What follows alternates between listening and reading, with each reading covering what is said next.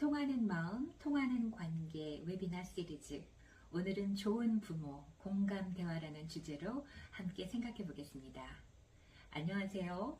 신앙인들이 건강한 마음과 건강한 사역을 가짐으로 행복해질 수 있도록 돕는 교육과 상담 사역들을 하고 있는 목회 상담학자 곽지선 목사입니다. 여러분들이 오늘도 이 시간을 함께 하시면서 앞으로 조금 더 행복해지시면 좋겠습니다. 우리 아이들이나 손주들이 행복하지 않다면 우리도 행복하기 어렵다는 것을 너무나 잘 알고 있는 사실입니다. 그래서 오늘은 우리 아이가 조금은 더 행복한 아이가 되려면 어떻게 해야 할까에 대해서 함께 생각해 보기로 하겠습니다.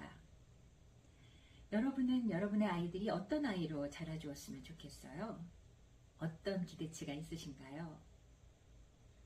제가 대화를 나눠보면요. 많은 분들이 기대하는 내 아이는 보통 착하고 건강하고 똑똑하고 공부도 숙제도 알아서 너무 잘하고 악기도 한두 가지 할 줄 알고 연습도 물론 잔소리 안 해도 알아서 하고요. 밝고 부모 말 한 번에 잘 듣고 방 정리도 너무 잘해놓고 친구들과 형제들과 화목하고 거기에 신앙심까지 좋은 그런 자녀를 기대합니다. 어때요? 우리 아이가 딱 그런 아이죠? 어떤 분이 페이스북에 올리신 글을 봤어요. 여러분이 갖는 아이들에 대한 꿈, 기대치, 그것과 한번 비교해 보세요. 그분이 이렇게 쓰셨어요. 엄마로서 내 아이를 키우면서 갖는 단 하나의 목표는 우리 아이가 자라서 어린 시절로부터 치유를 받지 않아도 되도록 키우는 것이다. 참 마음이 가는 글이었습니다. 공부 잘하고 말 잘 듣는 아이가 되길 바라는 건 어릴 때 잘 준비해서 어른이 되어 잘 살기를 바라는 그 마음 아니겠어요? 잘 산다는 의미가 뭔가요? 잘 산다는 말은 보통 돈이 많을 때 사용하지요. 돈이 많은 것이 없는 것보다는 여러 가지 면에서 잘 살 수 있는 가능성이 더 있다고 생각해요. 그래서 좋은 직장이 필요하고 학벌이 필요하고 그래서 공부해야 하고 그러면 좋은 배우자도 만날 수 있을 테고요.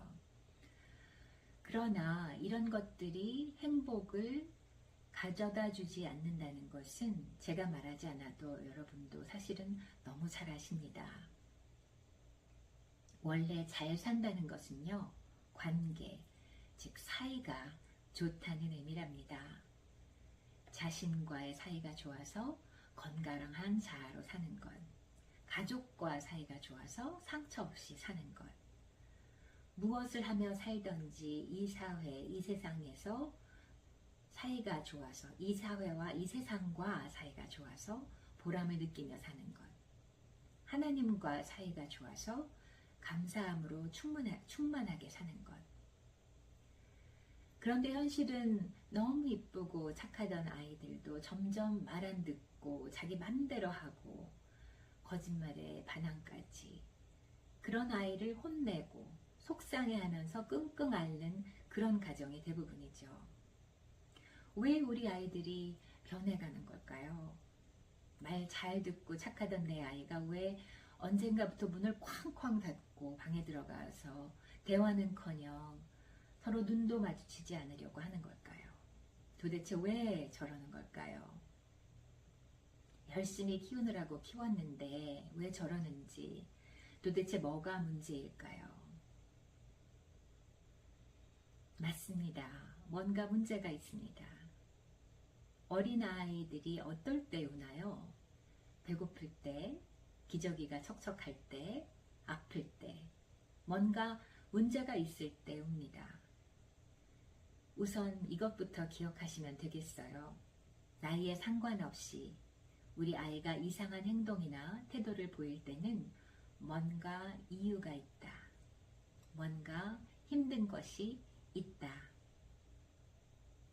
아이들이 마음에 안 드는 행동을 할 때 여러분들은 어떻게 반응하세요? 얼마 전에 유튜브에서 뭘 보다가 옆에 쭉 뜨는 동영상들 중에서 눈에 띄는 것이 있었어요. 제목이 욕하는 아이에 대한 어떤 프로그램이었는데, 그래서 클릭해 보니까 동상이몽이라는 텔레비전 프로그램의 한 부분이더라고요.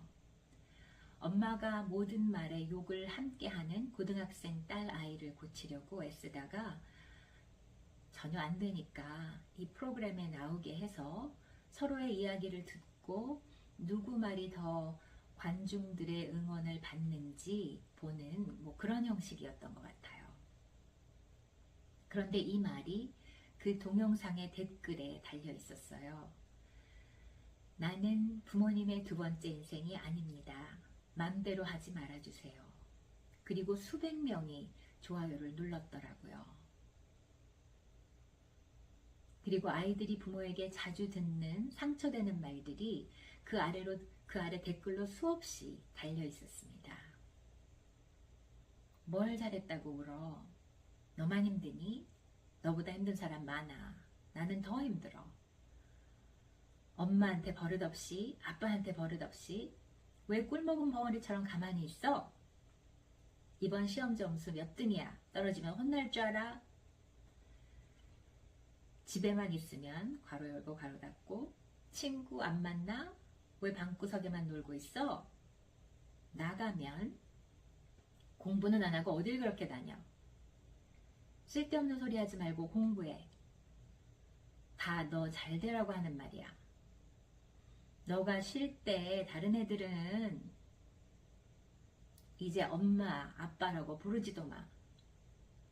너가 무슨 우울증이니? 어른들 싸움에 애가 왜 끼어드니? 너가 그걸 할 수 있을 것 같아? 남친, 여친은 대학 가서 만나, 헤어져. 내가 묻는 말에 대답만 해, 간단하게. 너는 아프리카 가난한 애들에 비하면 행복한 거야. 자살? 하라면 해. 누가 겁먹는다고. 너는 누굴 닮아서 이 모양이니? 좀 더 잘할 수 없어? 누구누구네 집 애 봐라. 애가 얼마나 싹싹한데. 안 된다면 안 되는 줄 알아. 그리고 마지막으로 아이들의 반응은 휴, 지친다 이제. 지친다 이제. 아이를 사랑하고 염려해서 하는 말들, 위하는 마음에 무심코 던진 말들, 아이에게는 비수가 되기도 합니다. 그런데 부모님의 이런 흔한 반응들에는 공통점이 있습니다. 아이의 생각이나 느낌, 마음에 관심을 두는 말들은 하나도 없습니다. 말하는 부모님의 생각만 들어있습니다. 프로그램에 출연한 이 아이가 욕을 하게 된 이유가 나왔어요. 학교 친구들이 아이의 외모를 가지고 학교 카톡 단톡방에서 놀린 거예요. 한번 누군가 시작하면 일파만파 되지요. 그리고는 유행처럼 번지게 돼요. 아주 예민할 때 그게 상처가 되고 놀림을 받지 않으려면 세게 보여야 한다고 생각하고 욕을 섞기 시작한 거예요. 아마도 그러다가 습관이 되고 심해졌겠죠. 아이가 그 이야기를 하면서 많이 울더라고요. 그리고 부모에게 말도 못했고, 여러분에게 아이가 그런 일이 있어서 힘들다고 하면 어떻게 반응하시겠어요? 보통 이렇게들 반응하시는 분들이 많습니다. 뭘 그런 거 가지고 고민하니? 신경 쓰지 말고 너 할 일 잘해. 그럼 애들이 무시 못해. 좀 심한 분들은 너 어떻게 행동하고 다니길래 그래? 애들이 얼마나 널 무시하며 대놓고 놀리겠니? 부모님께 듣고 싶은 말이 무엇이었냐는 질문에 이 아이가 이렇게 대답했어요. 힘들겠구나. 힘들겠구나, 우리 딸. 아이의 고민에 공감해주는 것입니다. 청소년 NGO 단체에서 조사한 청소년들이 부모에게 가장 듣고 싶은 말 5개를 골랐습니다. 사랑한다. 괜찮아. 수고했어. 힘들지?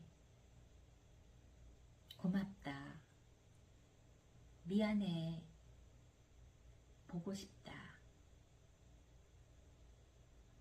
아이들이 듣고 싶은 말은 결국 나를 있는 그대로 존중하고 사랑해 주세요입니다. 사람은 존재 자체로 존중받을 때 본인의 모습대로 살아갈 희망을 갖게 되는 것입니다. 자기 자신과 타인과 주어진 환경과 이 세상에서 좋은 사이를 가지고 잘 살 수 있게 도와줄 수 있는 부모의 역할 중에서 아주 중요한 것이 바로 공감입니다. 공감의 대화. 비단 부모와 자녀 간에만 중요한 필요 조건은 아닙니다. 모든 인간관계에서, 특히 부부관계, 연인관계, 요즘 같은 100세 시대의 조부모와 중년의 자녀, 그리고 손주들과의 관계에서도 아주 중요한 부분입니다. 손주들이 자주 찾아뵙고 싶은 할머니, 할아버지가 되고 싶으시겠지요. 예수님은 이에 대해서 어떻게 말씀하셨을까요? 돌아온 탕자 이야기를 생각해 봅니다. 아들이 아버지로부터의 유산을 미리 받아서 모두 탕진하고 굶다가 아버지께로 돌아옵니다. 누가복음 15장 20절입니다.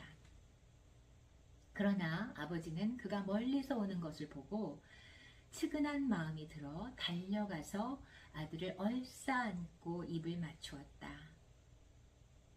잘잘못을 따지지 않으시고 기다리던 아들이 돌아오는 모습을 멀리서 보시고 달려가셔서 얼싸안고 입을 맞추시는 그 사랑.